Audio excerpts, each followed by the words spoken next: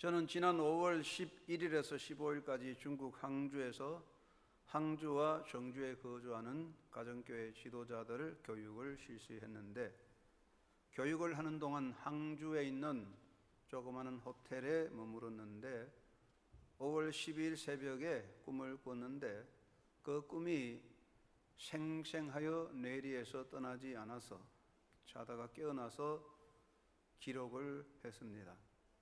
꿈속에서 여러 목사님들과 모여 대담을 나누었는데, 그 대담의 주제는 하나입니다. 공통된 주제는 신에 대한, 하나님에 대한 인간들의 공통되는 질문은 무엇인가 하는 것이었습니다.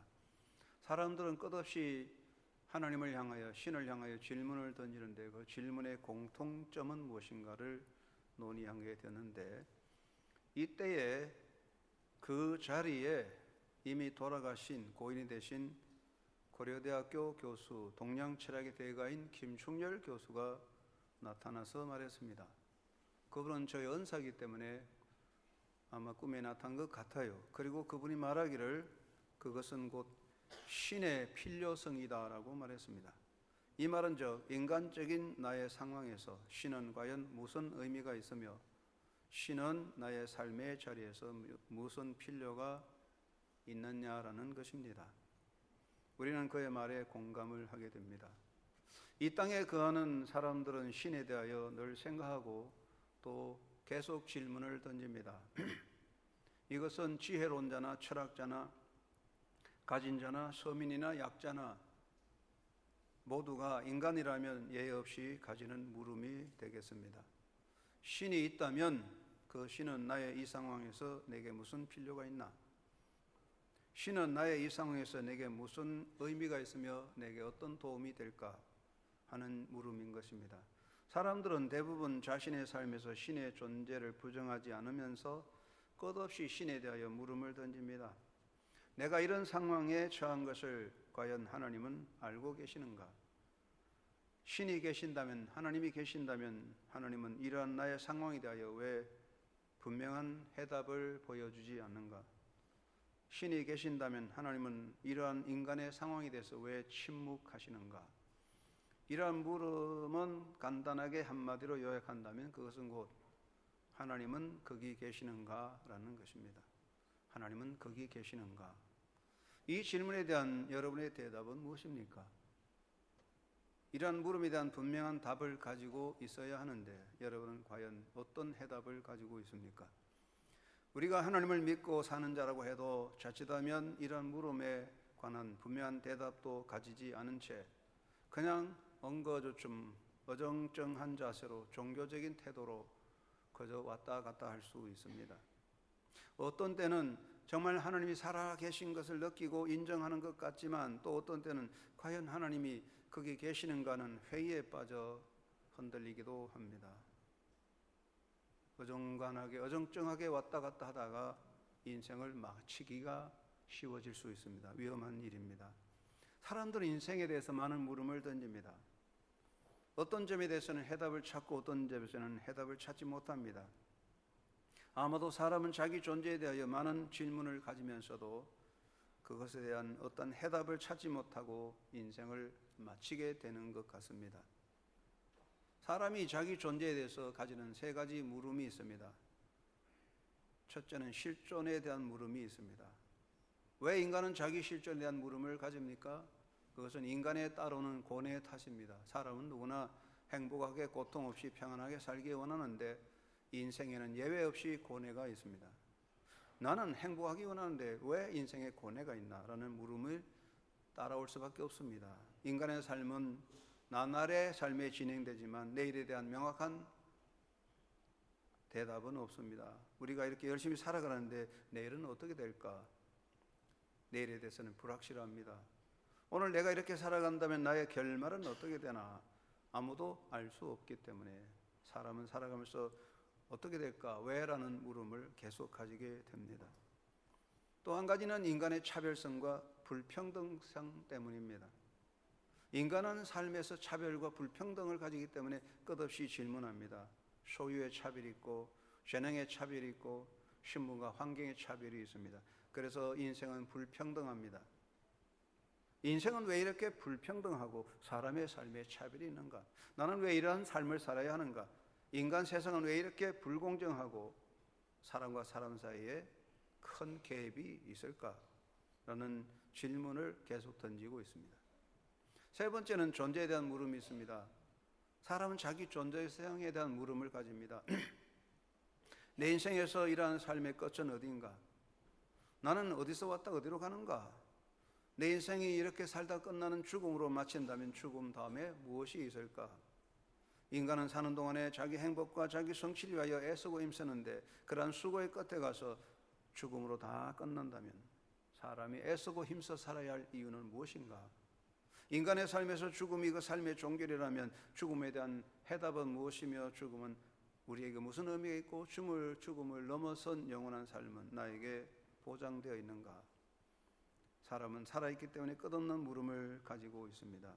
단순히 밥 먹고 잠자는 동물적인 삶이 아니라면 의식 있는 존재는 반드시 이 물음을 계속 가지게 됩니다. 여러분, 이 물음에 대한 해답이 있습니까? 결국 인간이 가진 이 수많은 물음에 대한 하나의 물음은 하나로 귀결됩니다. 인간의 수많은 존재적 물음에 대한 귀결은 바로 신에 대한 물음으로 귀착됩니다. 그것은 신에 대한 질문입니다. 왜냐하면 인간의 모든 문제의 해답은 신에게 있기 때문입니다. 사람은 신에 대해서 세 가지 질문을 끝없이 던집니다. 첫째는 과연 신은 살아계시는가? 하나님은 정말 살아계시는가 하는 물음인 것입니다.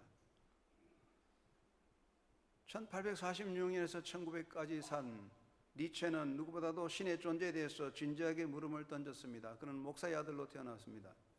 일찍이 아버지가 돌아가시고 어려움을 많이 겪었으면서 신의 존재에 대한 회의를 품게 되면서 많은 신을 생각합니다. 그는 말합니다. 신이 존재한다는 것은 불가의하다. 또 신이 존재하지 않는다는 것도 불가의하다. 그는 신이 있는지 없는지 정말 알 수 없다고 생각하면서 과연 하나님 당신은 거기 계십니까? 라는 끝없는 물음을 던졌습니다. 사람은 언제나 자기 존재의 삶의 자리에서 과연 하나님은 살아계시는가 하는 물음을 던집니다. 왜냐하면 하나님의 살아계심이 하나님의 현존 안에 인간의 문제에 대한 해답이 있기 때문입니다. 하나님 정말 살아계시는가? 여기에 대한 해답을 찾지 못하면 인간 존재에 대한 해답도 찾을 수 없습니다. 두 번째는 신은 과연 나를 위해서 뭘 하고 계시는가 하는 것입니다. 하나님이 계신다면 그는 나를 위해 뭘 하고 계시는가? 나의 이 상황을 하나님은 아신다면 하나님은 나를 위해 뭘 하고 계시는가 하는 물음을 던집니다. 사람은 누구나 자기 문제에 민감합니다. 인생은 여러 가지 문제가 있지만 결국은 자기 문제로 귀착되고 있습니다. 무엇이든지 자기 존재와 무관하고 자기 존재의 이로움이 아니고 자기 삶의 직접적인 것이 아니면 관심이 없고 가치를 인정하지 않으려고 하기 때문에 사람들은 자기 문제를 가지고 계속 질문 던집니다. 하나님이 계신다면 지금 나를 위해 무엇을 하고 계십니까? 하는 물음이 있습니다. 세 번째는 신은 이 상황에서 여전히 거기 계시는가? 하나님은 이 상황에서도 여전히 거기 계시는가 하는 물음이 던져집니다. 사람들이 신에 대해서 생각할 때 가장 견딜 수 없는 한 가지는 신의 침묵, 하나님의 침묵입니다. 하나님의 침묵 앞에 사람들은 매우 애가 타고 답답하여 계속 물음을 던집니다. 하나님, 내가 여기 있는 거 정말 하나님 알고 계십니까? 나는 여기 있는 거, 내가 여기 있는 거 하나님 모르시겠죠? 하나님은 더 이상 나의 상황에 대해서 관심이 없으신 거 아닌가요? 하나님은 나를 떠나 다른 곳에 가 계시는가요? 과연 하나님은 왜 내게 대답하지 않고 침묵하십니까? 계속적인 물음이 있습니다. 하나님이 계신다면 아브라함을 이끄시던 하나님 지금도 나를 이끌고 계십니까? 하나님이 살아계신다면 요셉을 이끄시던 하나님 지금 나의 삶의 중심에서 나를 이끌어가고 계십니까? 라는 물음을 던지게 됩니다. 이 물음에 대한 대답이 안 되면 존재도 대답이 없습니다. 우리가 열심히 신앙생활 하는 것 같아도 종교적인 활동으로 엉거주춤 왔다 갔다 하다가 끝나면 우리는 미궁으로 사라집니다. 대답이 있어야 됩니다. 철학자 시몬 에데스라는 분이 있는데 주전 556년에서 468년에 살았는데 히랍의 철학자입니다. 하루는 왕이 시몬이데스에게 신에 대하여 하나님은 어떤 분인가 좀 말해달라고 했습니다. 철학자는 한 주간 여유를 주세요 하고 한 주간 연구해도 대답을 못 찾습니다. 왕에게 가서 한 달 동안 여유를 주세요. 한 달 동안 연구해도 해답이 없습니다. 왕이시여 1년만 기다려주세요 하고 1년 동안 연구해도 시몬에 대해서는 하나님에 대해서 알 수 없습니다. 그는 왕에게 찾아가서 왕이시여 제가 아무리 생각해도 생각할수록 하나님은 어떤 분인지 더 알 수 없습니다. 그렇게 대답했대요. 여러분, 하나님 찾는 거 어려워요. 찾아서 찾아지지 않습니다. 하나님께서 우리에게 대답하시는 음성을 들어야 됩니다. 성경은 하나님의 음성을 우리에게 말해주고 있습니다. 저는 성경을 통해서 성경 속에서 오늘 이 시대에 우리에게 말씀하신 하나님의 음성을 듣게 됩니다. 하나님은 두 가지로 대답하십니다. 하나님의 현존적인 음성과 역사적 음성이 있습니다. 첫째, 하나님의 현존적 대답이 무엇입니까? 하나님은 지금도 살아계시는 하나님. 뭐라고 대답하실까요? 첫째, 하나님께서는 말씀하십니다. 나는 여전히 여기 있다 말씀하십니다. 모세가 하나님을 만났습니다. 그는 하나님의 현존을 경험하며 하나님 당신이 누굽니까? 하고 물었습니다. 그때 하나님께서는 나는 나다. 나는 스스로 있는 자다. I am who I am. 더 이상 말씀이 없습니다. 하나님은 하나님으로 거기 계시는 겁니다. 그것이 대답이에요. 하나님에 대해서 사람들이 어떻게 생각하든 간에 하나님께서 그대로 계시고 하나님에 대해서 사람들이 어떻게 말하든 간에 하나님은 하나님 되심으로 거기 계십니다. 하나님 말씀하십니다. 나는 여전히 여기 있다. 두 번째 하나님의 대답은 나는 언제나 너와 함께 한다는 것입니다.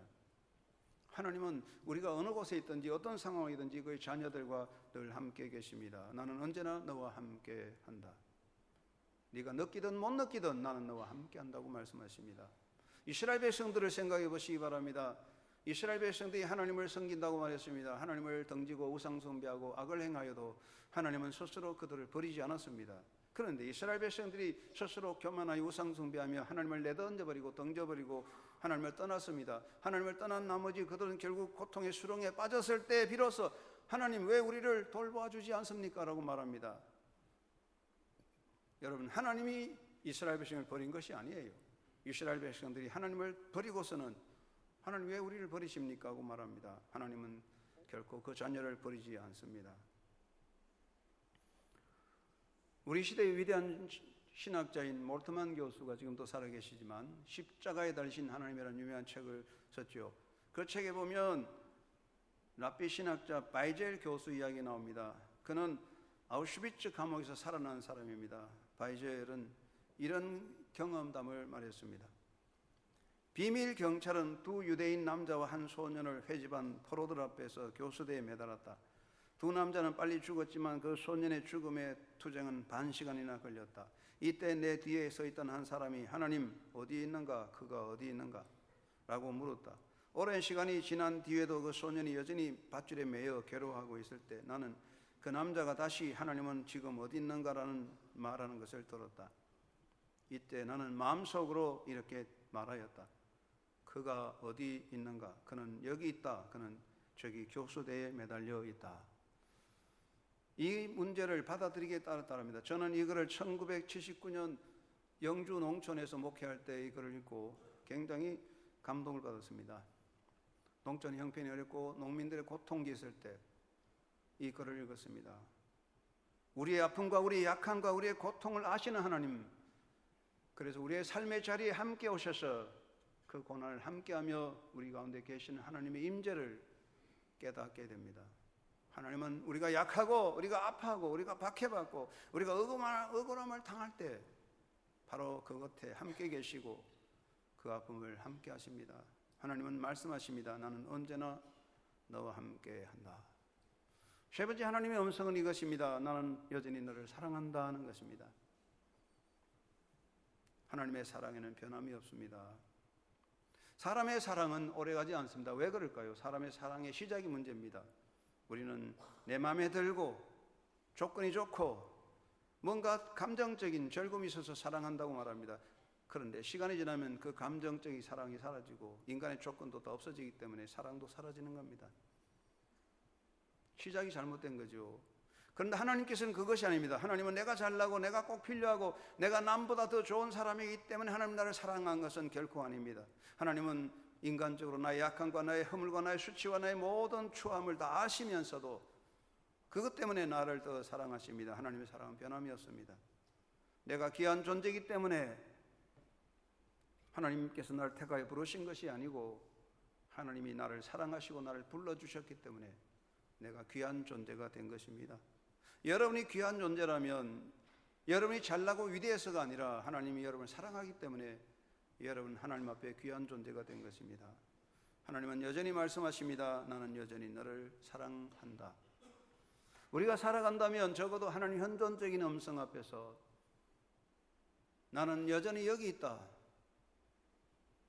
나는 언제나 너와 함께한다. 나는 너를 사랑한다는 음성을 듣는 영적인 귀가 열리는 여러분 되시기를 주의 이름으로 축원합니다. 두 번째는 하나님의 역사적인 대답입니다. 하나님은 지금도 살아 역사하십니다. 살아 역사하시는 하나님은 우리에게 뭘 하고 말씀하실까요? 첫째는 나는 언제나 나의 뜻을 이루어 간다고 말씀하십니다. 하나님의 뜻에는 변함이 없습니다. 하나님의 섭리는 변함이 없습니다.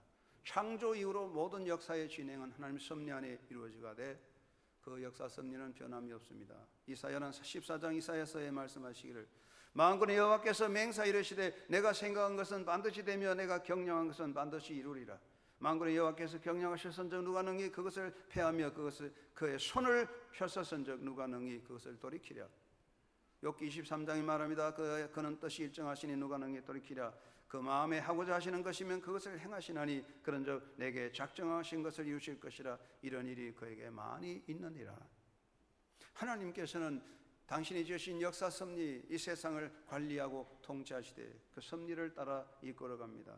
그것은 사람에게 영향이 있는 게 아닙니다. 우리가 어떻게 하든 간에 하나님은 스스로의 섭리를 이루어 가십니다. 나는 언제나 나의 뜻을 이루어 간다고 말씀하고 있고 지금도 역사 섭리 속에 함께 하십니다. 두 번째 하나님 말씀은 이겁니다. 나는 여전히 너를 통해 일하고 있다 하는 것입니다. 하나님의 역사 섭리의 방식, 하나님이 일하시는 방식은 하나입니다. 번외편은 하나님께서 통치하시는 방법은 가정과 교회와 정치를 통해서 이루어진다고 말씀했는데 하나님은 사람을 빼고 일하지 않습니다. 하나님의 역사의 가장 섭리, 하나님의 역사 섭리의 가장 하나의 방식은 하나님은 당신이 택하신 사람을 통해서 일한다는 것입니다.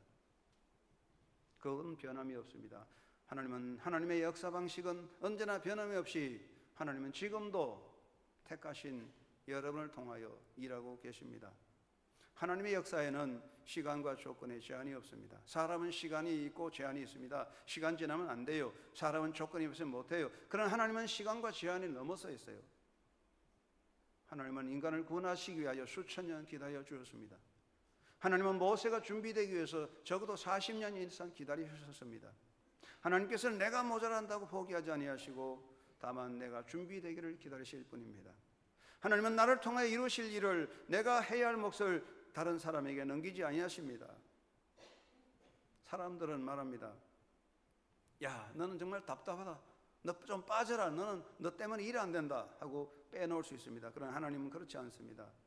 어떤 경우에든지 나는 너를 통해 일한다 말씀하고 있습니다. 지금도 하나님은 여전히 하나님이 택하신 백성을 통해 일하고 있습니다. 하나님은 지금도 바로 여러분을 통하여 일하고 계십니다. 세 번째 하나님은 말씀하십니다. 나는 너의 존재성의 실현을 지지한다고 말씀하십니다. 하나님은 나의 나됨을 지지하시는 분입니다. 나의 나됨이 정말 초라하고 보잘것없어도 하나님은 그 나의 나됨을 절대로 포기하지 않고 버리지 않습니다. 사도 바울은 로마서 15장에서 나의 나됨은 하나님의 은혜입니다 라고 고백합니다. 이것은 단순한 이야기가 아니라 정말 삶의 핵심적인 이야기입니다. 하나님은 인간의 상황과 나의 강구를 아시고 문제를 잘 아십니다. 하나님은 우리의 문제를 해결해 주십니다. 우리를 도와주십니다. 약한 자를 일으켜 세워주십니다. 그러나 하나님은 일방적으로 하시지는 않습니다. 내가 부족하고 무능할 때에 너는 그만 빠져라. 내가 다 하겠다고 말씀하지 않습니다. 종종 아이들이 학교 숙제 과제를 맡아서 공부하게 될 때 엄마가 곁에서 도와줍니다. 그 아이하고 함께 과제를 풀다가는 하루 종일 해야 됩니다. 지루하니까 야 너는 가서 저 아이스크림이나 먹어 내가 다 해놓을게. 아이들은 그냥 아이스크림 먹게 놀게 엄마가 다 해버립니다. 엄마가 하면 그냥 한 10분이면 끝날 거 그 아이하고 하면 하루 종일 해야 되거든. 그러니까 야 너 가서 놀아 내가 다 하겠다. 엄마가 하면 10분에 끝날 일이지만 그것은 결코 아이의 도움은 아닙니다. 하나님은 말씀하십니다. 우리가 하는 일이 지루할지라도, 하나님은 나를 통하여 10년, 20년, 100년을 기다릴지라도 하나님은 당신이 택한 사람을 통하여 일하고 계십니다. 나는 그것을 너를 통해 이루겠다 말씀하고 있고, 하나님 나의 나됨을 지지하여 주십니다.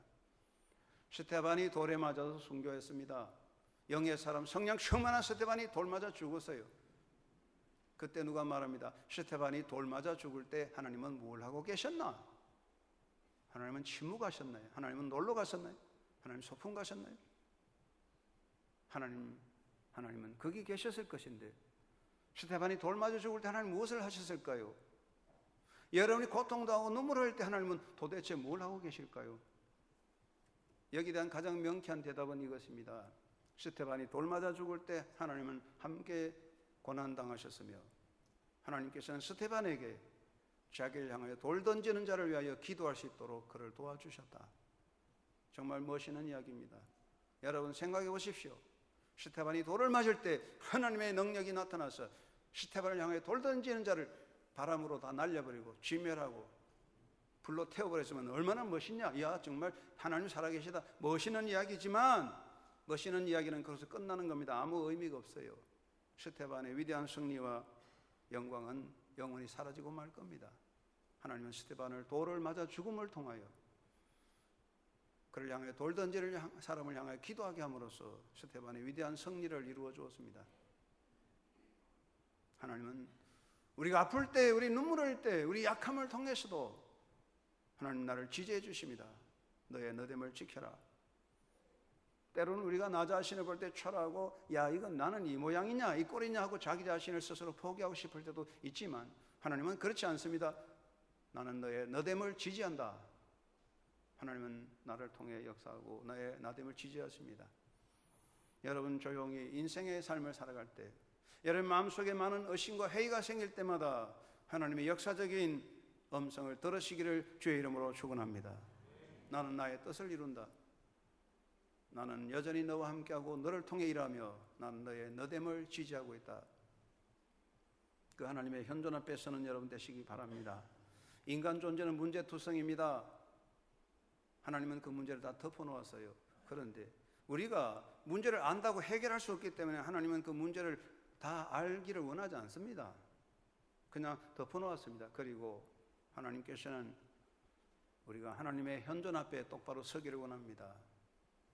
인간의 문제를 파헤쳐서 아는 것이 아니라 하나님의 손을 잡을 때 문제 해결점이 있습니다. 여러분, 먼저 저는 여러분에게 말씀합니다. 하나님 되심으로 만족하는 삶이 되기를 바랍니다. 진정한 믿음의 사람들의 마음속에는 하나님을 향하여 왜라는 물음이 생기지 않습니다. 비가 오면 물방울이 계속 생겨나듯 사람 마음속에는 왜라는 질문이 끝없이 생깁니다.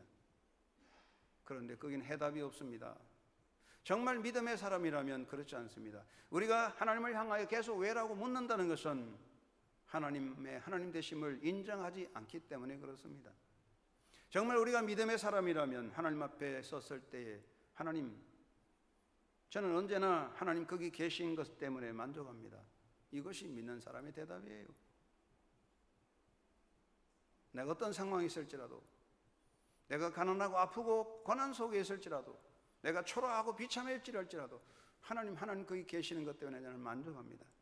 그것이 대답이에요. 인간의 어리석음과 헛된 수고는 무엇입니까? 인간은 어리석고 헛된 수고 중에 가장 큰 것은 인간의 삶에서 하나님을 제외시키고 인생의 해답을 찾으려는 것입니다. 우리의 삶에서 하나님을 제외시키는 순간 우리는 해답을 찾는 것이 아니라 우리는 풀 수 없는 깊은 사망의 수렁에 빠져드는 것입니다. 인생의 멸망과 불행은 자기 존재에서 하나님을 제외시키고 스스로 자기 힘으로 해결해 보겠다는 헛된 생각에서 나오는 것입니다. 우리의 존재는 대답이 하나님 안에 있습니다. 하나님은 하나님 되십니다. 우리의 상황이 어떠든 간에 그럼에도 불구하고 하나님은 여전히 거기에 계십니다. 예수님은 제자들에게 가르쳐 주실 때 말씀하십니다. 감사합니다. 옳습니다. 아버지의 뜻입니다. 더 이상은 없습니다. 감사합니다. 옳습니다.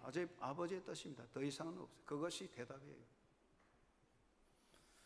여러분, 우리가 살아가는 나날의 삶 속에서 우리 할 수 있는 최고의 행위는 나는 하나님 되심으로 인하여 만족합니다. 나는 하나님 때문에, 하나님이 하나님 되심으로, 거기 계심으로 나는 만족합니다. 고백할 수 있을 때 하나님은 우리의 힘이 되시고 우리의 마음에 해결이 올 것입니다. 하나님 되심으로 만족하는 영성의 삶이 되기 바랍니다. 한번 따라합시다. 감사합니다. 옳습니다. 아버지 뜻입니다. 어떤 상황에 있습니까? 남모르는 고통이 있을 겁니다. 해결할 수 없는 문제도 있을 겁니다. 때로는 힘들어갈 겁니다. 그래도 여러분 입에서는 감사합니다. 옳습니다. 아버지의 뜻입니다. 고백하게 되고 나는 하나님의 하나님 되심으로 만족합니다. 고백하는 입이 되셔서 하나님의 현존 안에서 하나님의 현존이 바로 여러분의 해결이 되고 능력이 되기를 주의 이름으로 축원합니다. 두 번째는 인생의 문제에 집착하지 말고 하나님의 품에 안기는 것입니다. 정말 지혜로운 사람은 인간의 문제에 집착하지 않고 하나님에게 맡기고 하나님 품에 안겨 사는 것입니다. 인생의 고난은 어디서 오느냐? 집착입니다. 이 문제를 가장 잘 푼 사람은 석가모니 시달타입니다. 시달타는 인생의 고난은 무엇 때문에 오냐? 인간의 고난은 집착이다. 헛된 집착이 고통을 준다. 그래서 집착을 끊어라. 단 집착을 다 없애라. 불어 꺼버리라. 그것입니다. 그렇습니다. 인생에는 집착의 문제가 있습니다. 사람은 두 가지 삶의 자세가 있는데 첫째 한 사람은 문제에 집착하여 사는 자가 있어요. 사람들은 대부분 문제에 집착하고 있습니다. 학생들이 시험 칠 때에 시험지를 받았습니다. 풀기 쉬운 것부터 풀고 풀 수 없는 것 마지막에 풀어야 해결되지, 풀 수 없는 문제부터 붙잡고 늘어지면 시험 결국 결과를 다 망치게 돼요. 인생은 풀 수 있는 문제를 풀고 풀 수 없는 문제 하나님께 맡기면 되는데 사람들은 해결할 수 없는 문제에 집착하여 그게 매여 있습니다. 여러분, 땅바닥에 붙은 것 중에 제일 안 떨어지는 것, 청소할 때 제일 힘드는 게 껌딱지입니다. 카페트에 껌딱지 붙어 있으면 안 떨어집니다. 여자들 옷에 껌딱지 붙으면 정말 잘 안 돼요. 껌을 씹는 건 좋은데 아무나 버려서 껌딱지 붙으면 정말 보기 흉하고 안 떨어져요. 우리는 껌딱지같이 세상에 집착해서 안 떨어지는 거예요. 참으로 어리석은 인생이에요. 오늘날 이 세상에 많은 수많은 지식자들, 철학자들, 종교 지도자들 인생의 문제에 집착해서 풀어보겠노라고, 내가 해결하겠노라고 달려들지만 절대로 해결되지 않습니다. 파리 한 마리가 우유병 속에 들어갔습니다. 나갈 길을 찾지 못해 뺑뺑 돌다가 죽습니다. 밖에서 보면 길이 보이지만 안에서는 길이 보이지 않는 법이 옳시다. 인간 속에 문제 해결이 없어요. 여러분, 인생의 문제에 집착해서 사는 사람, 미련한 사람이지요. 저는 이 말씀을 전할 뿐입니다. 원한다면 얼마든지 집착해도 괜찮습니다. 맨날 자식 문제, 맨날 자기 문제 집착해서 붙잡고 살아도 돼요. 그건 여러분의 몫이겠죠. 그러나 해답은 없습니다. 두 번째는 하나님 품에 안겨 은혜로 사는 사람이 있습니다. 우리 인생의 문제에 집착하지 않고 하나님께 맡기고 하나님의 품에 안겨 사는 사람이 있습니다. 인생의 해답은 인간 속에 있지 않습니다. 하나님 안에 있습니다. 다윗은 어떻게 했습니까? 다윗은 논인의 인생을 바꾸었습니다. 시편 131편에 다윗이 이렇게 고백합니다. 여호와여, 내 마음에 교만하지 아니하고 내 눈이 오만하지 아니하며 내가 큰 일과 감당하지 못할 놀란 일을 하려고 힘쓰지 아니하나이다. 실로 내가 내 영혼으로 고요하고 평온하게 하기를 젖된 아이가 그 어머니 품에 이성 갖게 하였나이다. 내 영혼이 젖된 아이와 같도다. 다윗은 정말 인생의 문제에 집착하지 않았습니다.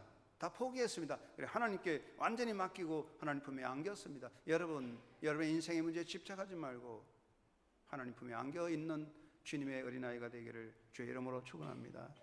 예레미야가 고백합니다. 예레미야 17장에 말씀하시기를 무릇 여호와를 의지하며 여호와를 의뢰하는 그 사람은 복을 받을 것이라. 그는 물가에 심어진 나무가 그 뿌리를 강변에 뻗치고 더위가 올지라도 두려워하지 아니하며 그의 빛 청청하며 가뭄은 해도 걱정이 없고 결실이 거치지 아니함 같으리라.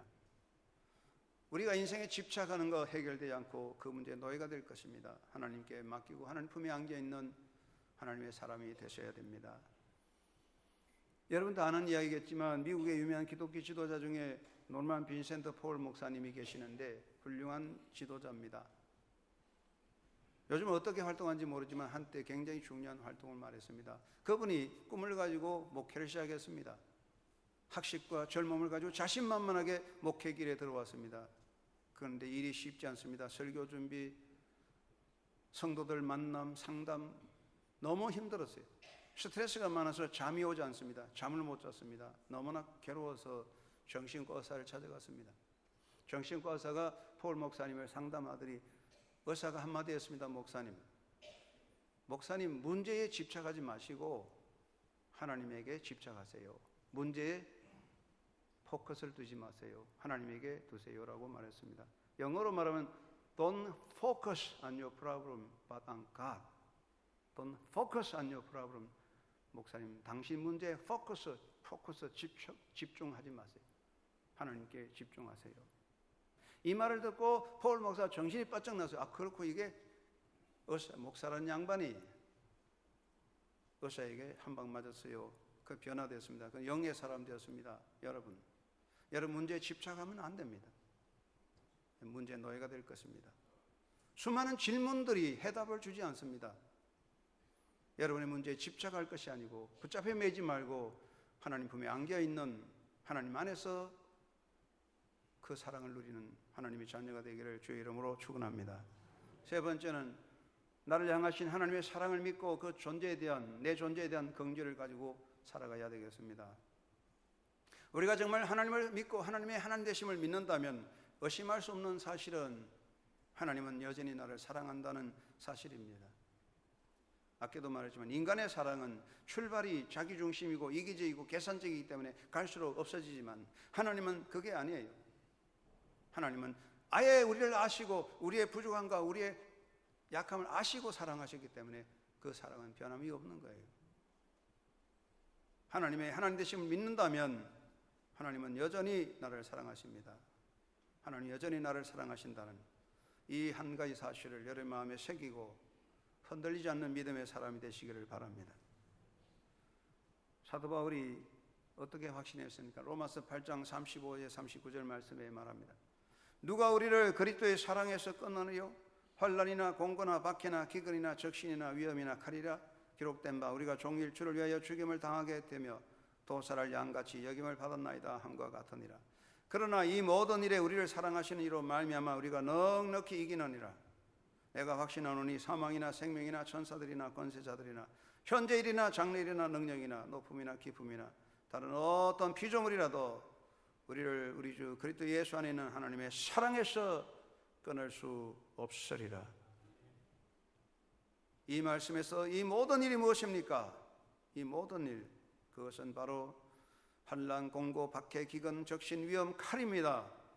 그 어떤 경우에도 사망과 생명, 천사들조차도 어떤 능력자도